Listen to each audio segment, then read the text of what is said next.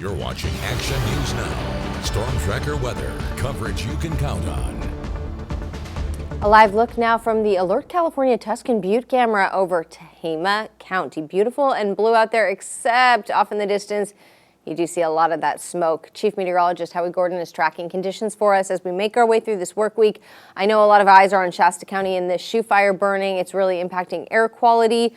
But we do have a change on the way, right? We could get some rain that might help us out a lot. Yeah, we're going to get some rain, but then eventually, unless we get a total soakage out there, we're looking at red flag warning. So I want to say, okay, air quality is going to improve, but if the fire gets amped up with the conditions being better for the fire, well, that's what's burning and causing the improper or the unbalanced or the lowering of our air quality. So we want the fires out, and then we'll really have a better quality of air. But remember, green, 0 to 50, good air quality. You're not seeing much of that. We're in the 100s, so unhealthy air. Just pay mind to that if you're outside, if you're exerting yourself. Okay, so mild Tuesday night. We're going to start to see an increase of clouds, and then for tomorrow, we'll be cooler and looking at some showers across here. I just don't think it's going to be heavy rainfall to alter our fire weather as we want that to happen. Elevated fire danger, or more like red flag warnings later on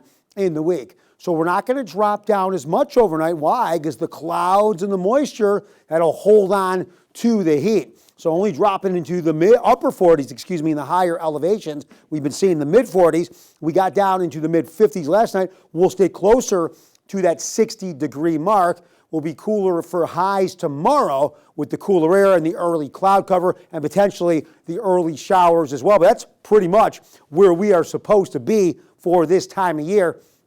And in those higher elevations, very much on the comfy side with temperatures in the 60s and the lower 70s. All right, here's our future cast. Here is what we have. Okay, storms head our way, we cloud up, and then we could see some early showers on Wednesday as those storms move into the area and then pretty much start to dry off later on Wednesday. But there will be a round two, but that round two is going to do the same thing. It's going to bring cooler temperatures, but it's going to bring some wind and drier air for some fire weather. But looking ahead, here's what we got Wednesday after the storms move in and then move out. What's going to happen later on in the week? The storms are going to kind of push into the Great Basin and then come after us or come towards us it's coming after us from the northeast. And with that happening, that is going to bring some dry, sinking, cooler air, and that's going to increase our winds, which that could lead to some fire weather conditions. But here's what we got. We got early rain chances for tomorrow, and then